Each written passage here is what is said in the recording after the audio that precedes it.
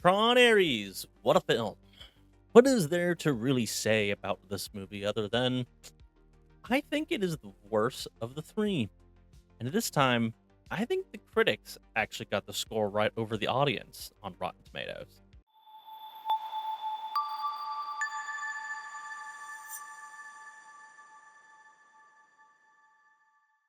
Tron Ares is just kind of a mess of a movie involving its premise and the themes and characters. There is a lot of flashing neon and bumping music, plenty of nice callbacks to the original Tron, and what seems like a pretty blatant ignoring of Tron Legacy, except for using it for some sequel bait. If you haven't seen the trailer, the basic premise of the movie is that Sam Flynn and Cora are just kind of gone. No real explanation was given except for that he resigned from NCOM for personal reasons. So yeah, lazily written as you might expect, and he is just gone. At least he's not a deadbeat who has given up and needs to be schooled by an upstart new woman character. But anyways, with his disappearance comes a power vacuum over the future and use of the grid. Eve Kim is the new CEO of NCOM, and Ed Dillinger from the first movie's grandson Julian is now the chairman of Dillinger Systems. Both have their own grid and are trying to, instead of go into it, bring stuff out. Kim wants to bring orange trees to the world and solve world hunger with them, and then maybe cure cancer. And Julian wants to make soldiers and tanks and weapons for the military. But there is a problem. Anything that gets portal gunned out disappears and returns to the grid in 29 minutes. So the companies are on a race to find the permanence code, a code that can let people and objects from the grid be in the real world permanently. Let it be known that it is only a race to find the code, not develop it. Eve is looking through files that her deceased sister was looking through from Jeff Bridges' old character, Kevin Flynn. Julian, on the other hand, is not really trying to get the permanence code on his own, more kind of let Eve do it and steal it. Instead, he is creating a program called Ares, played by Jared Leto. He is the master controller program, and he wants to have him do all his dirty work, both on and off the grid, now that he can bring him into the real world. And then, drama and action ensues once the permanence code is discovered, and a certain program becomes self-aware, and the good guys win, and then there's a sequel setup teased, and the movie is over. And we will just let that vague nothing description about the mid and end of the movie just kind of hang there spoiler-free for now. I will describe some more of the movie as we go on and maybe just spoil it altogether. Who knows? I'm still writing the script now, and we will see how angry I get at the movie as I put my thoughts to paper. This movie is a pacing mess. The amount of time that passes in some cases, and how the 29-minute thing does not feel like 29 minutes, but most of the time like hours, is just ridiculous. Plus, how the heroes survive the 29 minutes before the villains get back to the grid has always just felt lucky. Lucky that one of the AI is having an existential crisis and doesn't really attempt to do anything of his directives that he's told, and just kind of stands there pondering the last couple seconds before he goes back.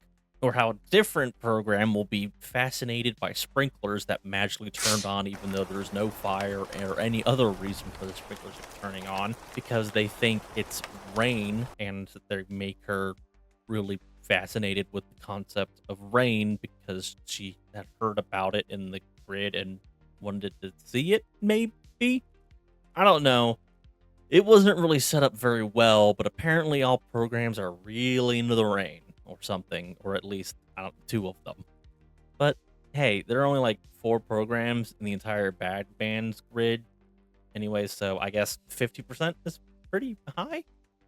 You know what, this kind of ties into the character work, actually, because it's really shittily paced as well. Because the characters will swing in wildly different directions for whatever the plot needs them to be. There are setups for almost everything, but it is either paid off way too quickly, or the character change is just too drastic for what was set up. It feels like there's a whole lot of film missing because they just wanted to get to the visuals and the fighting. Okay, yeah, I can't really get around the spoiler. So, Jared Leto is the program that turns into a good guy after becoming self aware. I know, shocking, right? Definitely not something that you would have guessed immediately. His turn goes from, okay, they're kind of giving us how he is slowly becoming self aware and realizing he's expendable, maybe has some feelings and some curiosities about the world, like brain. And then he just jumps to him standing in a waterfall of data looking for a file of Eve Kim and going, this girl is just so awesome that I now want my freedom and to live like the real world. Fuck my creator. I now have humor and opinions about music. Like, there was that thread there, and you could see it, and you could see how what they were doing and they progressing it, and it was an interesting idea. But they spent just so little time with him as like a developing AI kind of robotic personality that when he suddenly like flips and has this personality and likes and wants, it was like, hold up, that happened so instantly. I guess the plot just needed it to happen. He also, at one point after the waterfall shit, was really invested in the lives of his fellow programs. But then, when he decides that he wants his freedom, partially because he knows that they'll just be deleted when expendable, he could care less about the other programs or the grid filled with nobody. And then there's the bad guy with Julian, who was kind of built up to be very smart but arrogant. And he was desperate enough to try to get the permanence code to satisfy everything he promised to his company board of the military that he would go so far to even kill. And then there was a point where his role kind of collapsed and the program AI people were going rogue because he had told them to try to get the permanence code from Ares and Kim at any cost. And then when Julian's trying to stop all of that chaos, the grid was like, sorry, access denied. Kind of implying that the board who had just voted him out of the chairman position literally seconds ago had already revoked his access to the grid. Or the grid itself had gone renegade and blocked him or something. I don't know. Either way, the guy was not shown to be that competent at that time. I mean, they show him like, hey, he made Ares and has this company that could laser out Tron weapons like a 3D printer. He should have been able to hack in or something and use the skills that had been shown that he had in the beginning. Again, it's just they casually turned him from desperation overshadowing his cleverness and abilities to just making him retarded and yet still desperate because plot. And I mean, the whole film felt, I don't want to say small or no stakes, but empty with all of that. They don't really spend much time in the grid, and what they do is a little lackluster. The evil men red glowing grid world is like empty and has this industrial feeling. It feels nothing like the other Trons, and it kind of works, I guess, if it was supposed to be they're just the military weapons factory grid or something. But still not like the world of complex things, like a whole nother location that you would expect from Tron. And they do go back to the original Tron world, for nostalgia and to see a not DH Jeff Bridges cameo, which was kind of cool, and it did look really good. And it was also empty, but it was because it was like a dead older server or something. So kind of explains.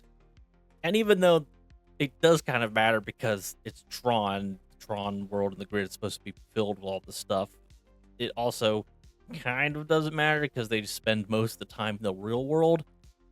And then they just kind of bring a lot of vehicles and light beams from Tron into the real world. And, it does look kind of cool when you see the vehicles in the real world.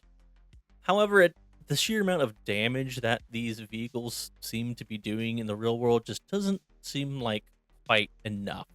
Like, they have a light cycle chase and they weave through a lot of traffic. No one really gets hurt because AI program predictability powers allows Ares to kind of evade everything. Well, except for a cop car that he intentionally cut in half for absolutely no reason other than it looks cool. Or I guess they were going to arrest Kim and he knew that because she was speeding and he doesn't want her to. How it ruined the. I don't know. The context of the scene, it just felt like we really want a cool cut car in half shot with the light trail, so just do it. But either way, that was all relatively fine with kind of some explanation stuff they showed. But when the big M spaceship from the trailer comes in and there are drones flying all around and leaving light trails everywhere because they're looking for Kim or fighting jets and shit, you would think there'd be a lot more panic in the people, and from that panic there'd be a lot more chaos, like crashing into the light things, taking turns not knowing there because they're running from a spaceship kind of thing. But the majority of the people in this really big city just kind of vanish, so the movie doesn't really have to account for them. And again, they attack this whole big city to try to get Eve with only like 3 programs and a lot of drones. But like, where is everyone that the evil grid Athena lady kept talking about to Jared Leto?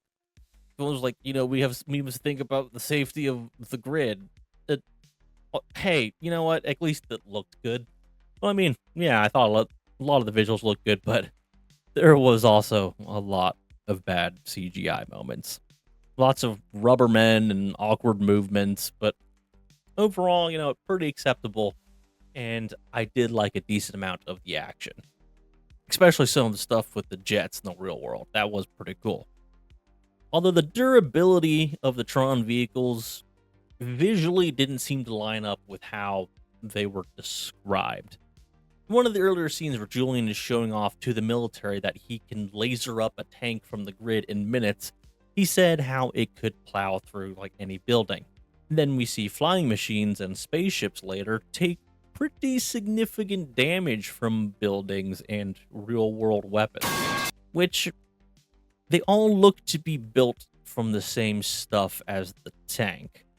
So unless the name tank boosts its stats or there's an invisible health bar somewhere that the audience can't see, it seems a little inconsistent to me. And I guess that can kind of describe the whole movie for me, really. Pacing and consistency is all put aside for spectacle and neon lights. The spectacle of all was enjoyable at times, don't get me wrong, and it definitely wasn't the worst movie in the world. Yes, they had lots of powerful women in the movie, but they weren't all necessarily girl bosses. They all very much had their limitations, and they didn't really just shit on men as a whole. The acting was fine to good, and Jared Leto, my opinion, still isn't really a leading man, even though he has a decent amount of charisma. Then him and Great Lee just didn't really have a good dynamic and chemistry between them. It made the fast-paced friendship built between their characters just feel that much more rushed and unbelievable.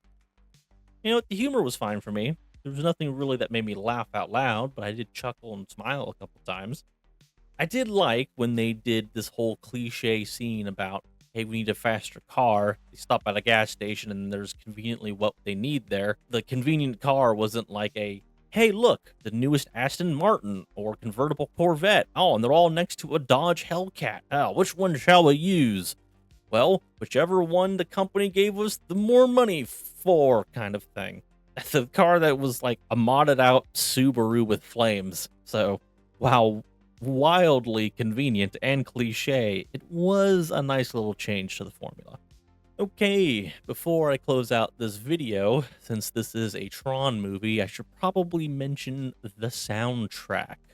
All I think I really need to say about the soundtrack, though, is too bad Daft Punk called it quits.